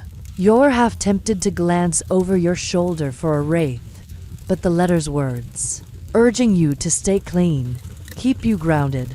The river's chill, a reminder of the drug's real ghosts. Historians still argue whether laudanum's impact was primarily destructive or a catalyst for change, with no clear verdict in social histories or medical records. Some, citing the rise of pharmacology, say its dangers drove better drug laws and women's health reforms. Others, noting persistent addiction into the 20th century, argue it entrenched a culture of sedation, delaying real solutions for women's pain. You're folding Eliza's letter, its ink smudged, and wondering if laudanum broke more than it built. The addiction we spiraled through, and the infant doses we mourned weighing against the reforms we heard. The bridges stone cold under your hands. Time for a quick joke. Why did laudanum haunt Victorian homes? Because it left more spirits than a seance. You're chuckling, but it's soft. The river's murmur drowns it, and you're wary of a passing bargeman's glance. You're shifting, the shawl slipping, as you take in the scene. Picture the scene. The bridge is a liminal space, its arches looming over the Thames, with fog curling like laudanum's haze, a city skyline dim behind it. You're not in the reading room's quiet defiance or the tenement's grim cradle. You're at a crossroads, where laudanum's legacy feels both vast and personal. The drug touched everything poets like we wrote, mothers like you in the slum, ladies in parlors we sipped in, all bound by its promise and peril. You're feeling its reach, how it shaped a society that drugged pain instead of healing it. From the hysteria myth we were labeled with to the apothecary's open trade we bought from, it's a scar, visible in the laws that followed, the art, It inspired the lives it claimed. Step closer to the railing and notice the details. The damp stone under your fingers. The faint lap of water below. The way Eliza's letter crinkles like a lifeline. This bridge is a vantage point, like those temperance teapots signaling hope, but it's reflective. A place to see laudanum's mark. You're thinking of that addiction's toll. How it stole your clarity. And the resistance we found, women, sharing journals to fight back. The drug's legacy isn't just loss, it's the push it sparked. The reformers' fight we heard. The voices like Eliza's that rose from the fog. You're wondering about the women it touched, seamstresses, matrons. Their vials now dust. Their stories shaping laws, literature, a new awareness of pain's truth. Here's another chuckle. Why was laudanum's legacy so long? Because it outlived the doctors who loved it. You're smiling, but it's wistful. The bargeman's whistle pulls you back. And you're thinking of permanence. You're also connecting the threads. The street's corset-tight rules. The doctor's scripts. The poet's muse they've led here, where laudanum's impact lingers. In the laws that slowed its flow. In the poems that captured its dreams. In the graves it filled. You're remembering the infant doses, a chilling cost. And how they fueled reform. Or the class divide, where slums paid more. You're thinking of women who survived. Their ribbons and journals a quiet victory. Their resistance a seed for change. As you tuck Eliza's letter into your shawl. The laudanum's craving eases, replaced by a spark from the reading room's defiance. The river's flow a promise of moving forward. You're starting to see the bigger picture. This isn't just a drug's story, it's a society's. A mirror to a world that drugged its women but learned, slowly, to listen. You're thinking of those who fought, reformers, resistors, survivors, their legacy woven into England's heart. Each step a lesson for the future. You're wondering about the woman you're becoming, free of the vial, and the world that might heal its pain differently. The fog thickens, the bridge fades, and you're carrying this lasting impact, ready to connect laudanum's tale to modern struggles. A thread across time. One last joke to ease us forward. Why did laudanum's shadow linger? Because its lessons woke louder than its dreams. You're stepping from the railing, the letter close, as the Thames hum softens, with laudanum's Victorian legacy heavy in your soul. You're ready to explore its echoes in today's world, a final reflection on pain and progress. You're perched on a worn bench in a quiet London park, the air crisp with the scent of damp leaves and distant chimney smoke. As dusk settles over the city in the late 1860s, the soft clink of a distant tram mingles with the rustle of your shawl, and you're a Victorian woman, maybe 44, clutching Eliza's letter from that Thames bridge. Its words of resistance now a lifeline. The laudanum vial, once your constant companion, is gone, left behind in the tenement shadows. But its story lingers, connecting your fight to struggles far beyond this era. You're here to connect laudanum's tale to modern times, tracing how the drug's Victorian legacy, its pain, addiction, and reform echoes in today's battles with opioids and women's health. This is the thread across centuries, and you're feeling its pull. Gentle as the fading light, but strong as the hope in your heart. The mainstream fact is that the Victorian laudanum epidemic, peaking in the 1860s, parallels modern opioid crises, with both driven by overprescription and social pressures, as noted in historical comparisons in medical journals like the Lancet 2010s.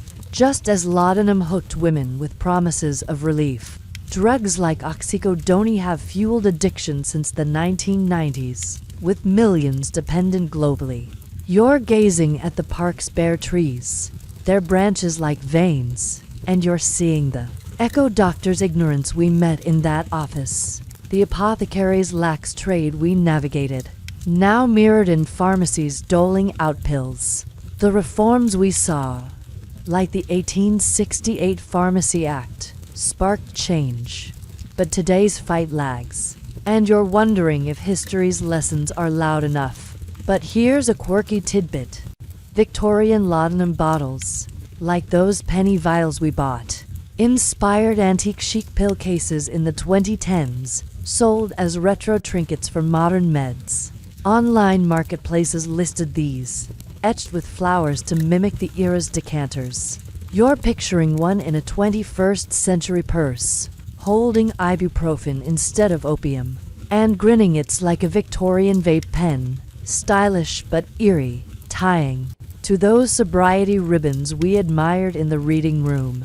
You're half tempted to sketch one in Eliza's letter, but the park's calm keeps you still. The drugs cast a shadow in today's light. Historians still argue whether laudanum's legacy directly shaped modern drug policy or merely warns of repeated mistakes, with no clear link in regulatory histories. Some, citing early pharmacy laws, say it birthed controls like the FDA.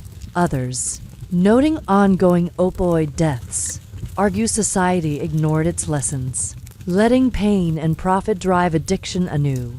You're folding the letter, its edges soft, and wondering if your fight against laudanum, like we felt in the reading room, speaks to today's women, battling pills or stigma, the tenement's despair, and the poet's haze we lived echoing in their struggles. A cycle unbroken, or a chance to learn. Time for a quick joke. Why does laudanum's ghost haunt today? Because opioids learned its smoothest lines. You're chuckling, but it's hush to pigeons who softens it, and you're wary of a passing lamplighter's glance. You're settling deeper on the bench, the park's chill wrapping you.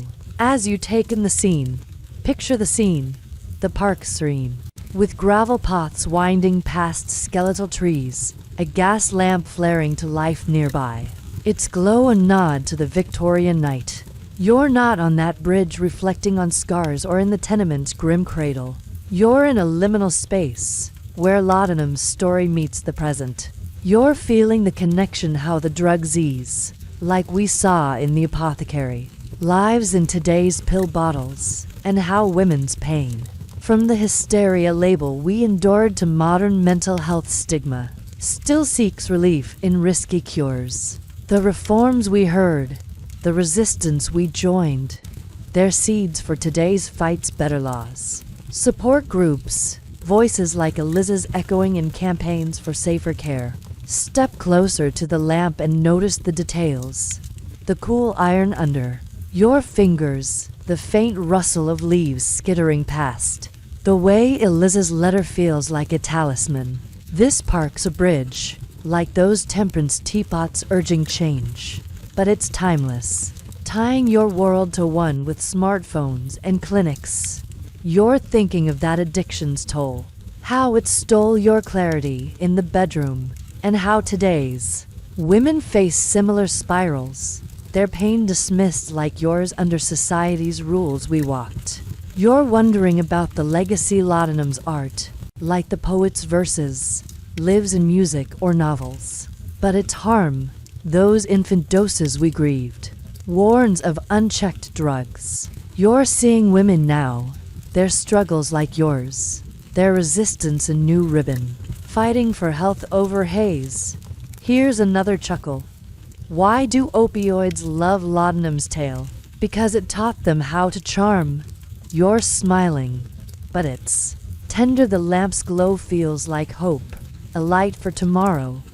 You're also connecting the threads, the street's pressures, the doctor's scripts, the apothecary's trade they've led here, where laudanum's echo shapes today's battles, from policy to pain. You're remembering the reading room's defiance, how it saved you, and how modern women fight, their voices louder than your whispers. You're thinking of those lost slum mothers, parlor poets, their legacy a call to heal, not harm. A lesson for a world still learning. Now, let's let the world soften, the edges fading like a gentle sigh. You're still on that bench. The park's dusk wrapping you in a velvet hush. The Thames' distant murmur a lullaby. Eliza's letter rests light in your hands, its words of resistance a warm ember, glowing against the laudanum's faded shadow. The city's lights blur. The gas lamps flicker a soft pulse as you breathe slower. The Victorian streets dissolving into a timeless calm. You've walked through pain, haze, and hope, carried the weight of vials and verses, and that's enough. Picture a quiet meadow, its grass swaying under stars, where your struggle, Eliza's strength, and countless women's dreams drift like fireflies. The rules, the drugs, the fears, they're gone, leaving only peace, a world holding you close. Let the dusk deepen. Let the silence cradle you. Your heart's full, your eyes heavy, and the night's ready to weave you into its dreams. Sleep now, sweet listener, and rest in the glow of stories that endure, soft as the stars above.